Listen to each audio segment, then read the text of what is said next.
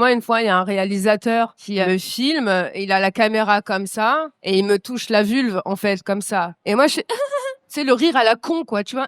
Je suis gênée. Et en fait, des années plus tard, tu dis, mais meuf, en fait, c'est un putain d'abus. Et en fait, tu dis que ce qui a été plus grave, c'est qu'il y avait du monde. Il y avait un ingé son, il y avait la maquilleuse, il y avait du monde qui était là. Et en fait, c'était tellement normalisé que personne n'a rien dit. Et lorsque moi, j'ai commencé à parler 10 ans après, ah bah non, mais Nikita, t'exagères. Mais non. Donc, ouais, tu mets beaucoup de temps à t'en rendre compte. Et quand t'en parles, ouais, il y a pas forcément beaucoup de soutien. Comment, quand on pratique cette activité, on arrive à poser des limites? À l'époque, moi, quand j'avais connu le porno à l'ancienne, il pouvait m'arriver sur le jour du tournage où je devais faire une pratique et puis, ah bah finalement, tu peux faire cette pratique. Sauf que quand t'as toute une équipe derrière, un ingé son, et les caméramans, forcément, à un moment donné, bah tu dis oui parce que tu te sens forcé de dire oui. Donc tout ça, ça a changé. On a fait énormément de ménage. La police est venue faire un tour dans cette industrie et ce qui fait que voilà, maintenant, il n'y a plus du tout de dérive. Enfin, peut en avoir, hein, je contrôle pas, hein, mais non, tout le monde doit respecter les limites des actrices et ces limites-là sont posées bien avant le tournage.